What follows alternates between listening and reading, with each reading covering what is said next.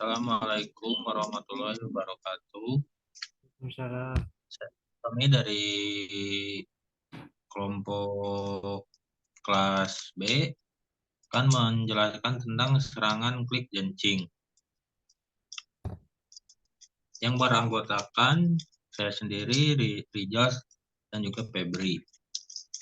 Next.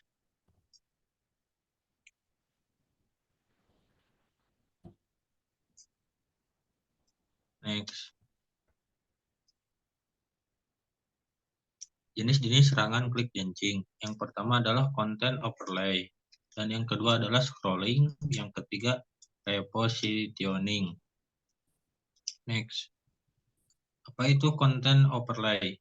Yaitu bentuk serangan klik jancing yang paling umum, yaitu memanipulasi halaman terpercaya dengan melapisi konten berbahaya. Kategori ini memiliki beberapa macam serangan, yaitu A. Transparent overlay, atau penyerangan akan membuat halaman jahat secara transparan. Kemudian ditaruh di atas konten yang ingin diklik oleh pengguna. Ini menyebabkan pengguna percaya bahwa mereka mengklik konten yang diposisikan di bawah halaman manipulasi. Dalam hal ini, sistem akan membaca klik pada halaman jahat, karena itu adalah konten yang sesungguhnya pengguna klik. Next. Yang kedua adalah cropping.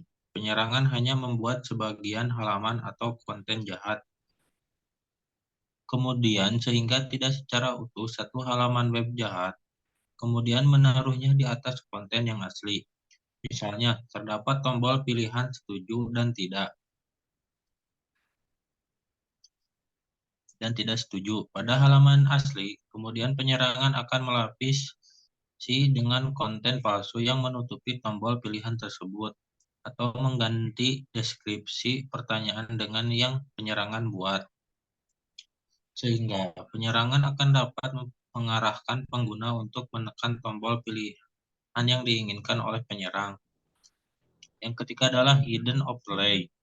Penyerangan membuat halaman jahat sebesar 1x1 pixel yang berisi konten berbahaya dan menempatkannya tepat di bawah kursor mouse. Posisi seperti ini tentu tersembunyi dan tidak akan disadari oleh pengguna, sehingga ketika pengguna menggunakan mouse untuk klik apapun, itu akan tetap menekan halaman jahat. Next.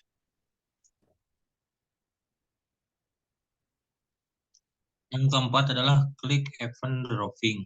Pada pendekatan ini, halaman yang dapat dipercaya pengguna akan ditampilkan di latar depan dan sepenuhnya melapisi halaman jahat yang berada di belakangnya. Penyerang akan mengatur CSS pointer event di atasnya menjadi tidak ada. Ketika pengguna klik halaman yang dipercaya, maka akan langsung menembus halaman tersebut dan langsung menekan halaman jahat di bawahnya. Yang kelima adalah repeat content replacement. Penyerang akan menutupi tombol jahat dengan konten manipulasi lainnya. Ketika pengguna akan menekan konten manipulasi, maka penyerang akan menghilangkan konten tersebut sepersekian detik dan membuat pengguna menekan tombol jahat. Setelah pengguna menekan tombol jahat, secara otomatis konten akan kembali menutupi tombol jahat tersebut. Pendekatan ini membutuhkan prediksi yang tepat dari seorang penyerang.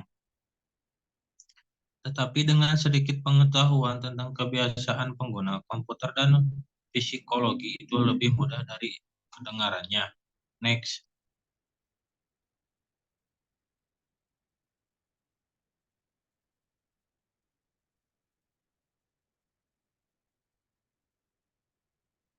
Yang kedua adalah scrolling.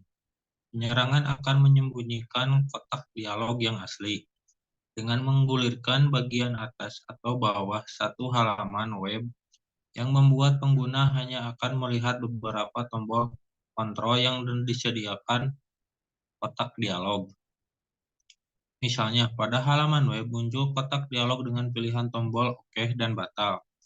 Kemudian penyerang akan menggulirkan kotak dialog tersebut untuk menyembunyikan deskripsi yang ada dan hanya menyampilkan pilihan tombol tersebut. Selanjutnya, penyerang akan membuat deskripsi lain yang muncul di samping tombol pilihan, sehingga pengguna akan berpikir bahwa deskripsi dan tombol saling berkaitan. Serangan ini berbeda dengan jenis sebelumnya, karena tidak membutuhkan lapisan manipulasi, cukup dengan menggulirkan kotak dialog ke bagian tertentu dari sebuah halaman web. Next. Yang ketiga adalah repositioning. Repositioning adalah pendekatan ini dilakukan dengan mengganti posisi kotak dialog yang asli dengan yang palsu. Pergantian tersebut hanya berganti selama beberapa detik. Ketika pengguna akan menekan tombol yang dituju setelah diklik kotak dialog yang palsu, maka kotak dialog yang asli akan kembali berpindah posisi seperti semula.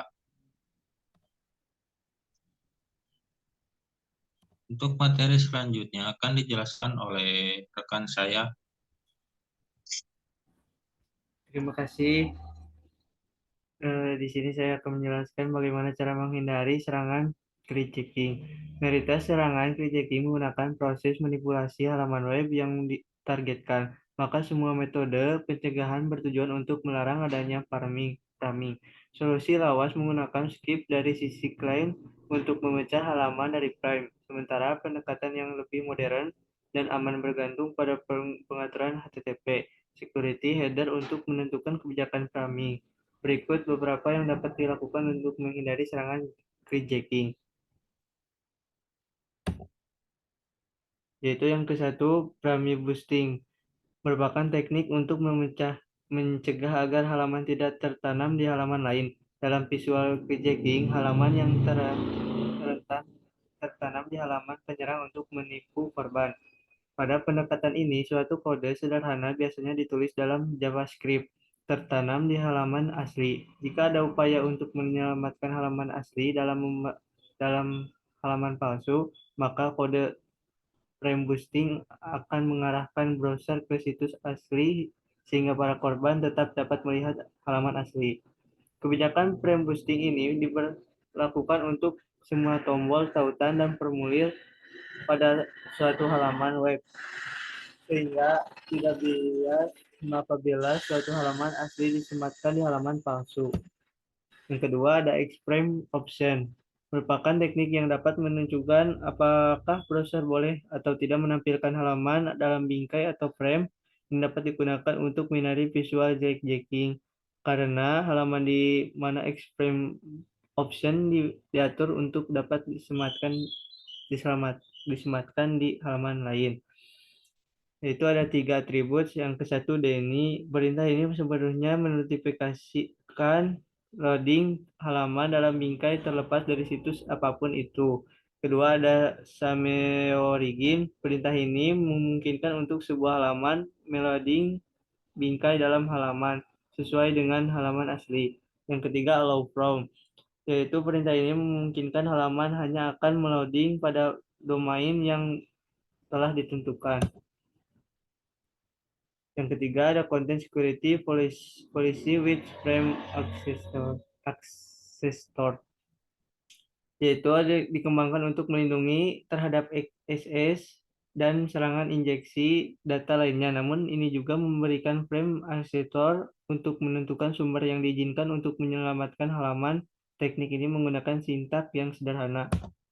Yang keempat ada evaluasi perlindungan email, yaitu memasang dan memeriksa filter email spam merupakan salah satu cara mendeteksi serangan apapun secara efektif. Yang kelima ada aplikasi web firewall, merupakan aspek keamanan yang penting dalam kasus bisnis yang memiliki sebagian besar data di internet. Yang terakhir ada pengamanan dari user. Pengamanan dari user merupakan titik penting adanya pengamanan dari clickjacking dengan meningkatkan pengamanan diri melalui self education dan melalui sosialisasi keamanan dengan melakukan checklist apakah valid atau tidak, legit atau tidak, dapat mengurangi risiko terjadinya quick jacking.